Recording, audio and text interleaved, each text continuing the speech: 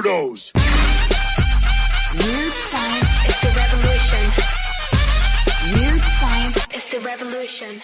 Hello, everybody, and welcome back to the Weird Science Comics YouTube channel, where I'm going to be going through Amazing Spider-Man number 23. I said at the end of my review for Amazing Spider-Man number 22 that I was finally a bit intrigued by the whole mystery of what the hell happened to Peter and Mary Jane. Thinking about it since, though, it's more of a morbid curiosity because I don't think I care about the mystery itself. I just want it to end. And even if I try to put on my most positive face, which, as everybody knows, is my sexiest face, by the way, I just can't envision this whole thing ending well. I have been wrong many a time, though. I mean, I do have 5 kids, so I'm trying to set myself up to be pleasantly surprised. Unfortunately, that's not how I felt after this issue, and we'll get into it after I ask you, if you haven't already, to subscribe to the channel, like the video, enable the notifications, and let me know what you thought about Amazing Spider-Man number 23 and this whole Zeb Wells run in the comments below. But let's get to the credits and the recap. Of course, Amazing Spider-Man number 23 is written by Zeb Wells with pencils by John Romita Jr., inks by Scott Hanna, colors by Marcelo Menez, and letters by VC's Joe Caramagna. Here we go. We have a bit of a longer recap. Years ago, Spidey stopped the mad mathematician Benjamin Rabin's plans to merge himself with the Mayan god Wyatt. Now, I'll just pause a second just to say, when you end up having your story based on a villain that's the mad mathematician, it kind of makes me chuckle right away. It's like you end up telling him that 1 + 1 = 3, and the guy's just angry at you, right? Oh my God, the mad mathematician is after me. Rabin, a.k.a. the Emissary, spent the time since devising the perfect revenge against the Wallcrawler. His plan led to Spider-Man and his girlfriend Mary Jane Watson being sent to an alternate dimension to be used as sacrifices for Wyatt and to restore the Emissary's status with the god. While fighting for their lives through a dystopian New York, the pair met the mysterious Paul, a former student of Rabin's. He's just the mad student, see? Together, Peter and Paul were able to create a device and possibly, a couple candy bars that would send one person back home to get help. But before they could use it on MJ, Wyatt attacked their safe house. Knowing that if Wyatt killed Spider-Man, he would become unstoppable, MJ made the choice to send Peter back to their dimension, killing Wyatt in the process, but leaving MJ stranded in the same dimension as the Emissary. And there you go. And if you've enjoyed this so far, I commend you, because you really are a nice person. But here we go.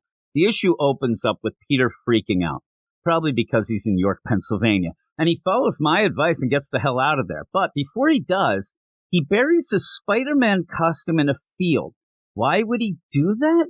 Well, it really seems like that's the only way that Zeb Wells will be able to connect Peter to the destruction he caused, which is integral to the plot. So Peter buries his costume and runs off. And in no time at all, Peter gets back to New York City with no time to kill, because he's figured out that while he was away in that other dimension for at least a week, not much time has passed in the real world at all. And that's not good, since Mary Jane is still stuck there with Paul. Now, I'm not sure if this shocked anybody, but I do want to rewind to my review of Amazing Spider-Man number 22, where I did say this.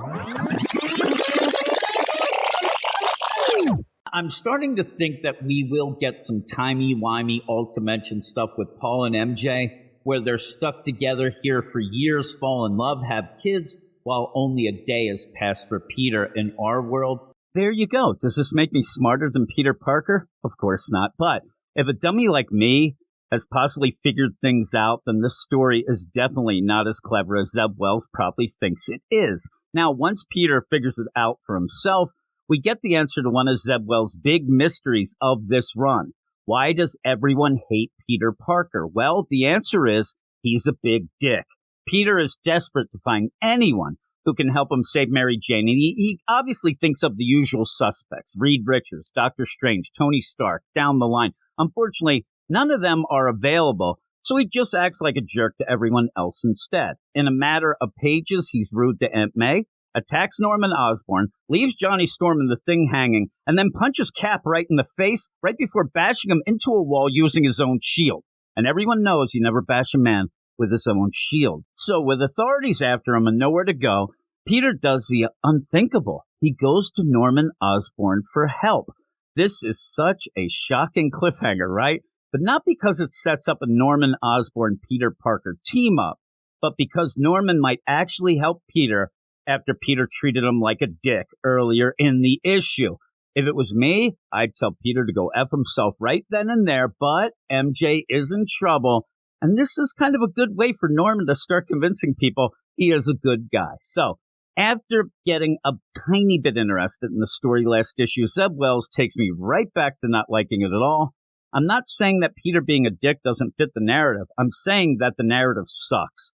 That's also the case with the art, unfortunately, because I've been digging John Romita Jr.'s art in this run for the most part, but this issue looked rushed, and Peter's face morphs throughout like he's Hugo, the man of 1,000 faces, the scariest doll you'll ever see. That is not a compliment. All of that. I'm giving this issue a 4 out of 10. And I hope that somehow Zeb Wells can at least give us something good by the end of the arc. But the arc so far and this whole run haven't been good. So there you go. And I hope that everybody can find something to like from this issue. I couldn't find much. But if you did, let me know in the comments below. Again, if you haven't already, subscribe to the channel, like, enable, comment, all of that stuff all rolled up into one. And yeah, we could all commiserate together. But seriously, if you do like this and you have like Zeb Wells run, please let me know and give me the reasons why, because I'm always interested to find some sort of way that maybe I can, get involved as well and enjoy it. But as of now, I'm kind of outside looking in, just waiting for it to end. So that is it. I'm going to go now. I hope everybody enjoyed this, and I'll talk to you all later. You are all weirdos. Weird science is the revolution. Weird science is the revolution.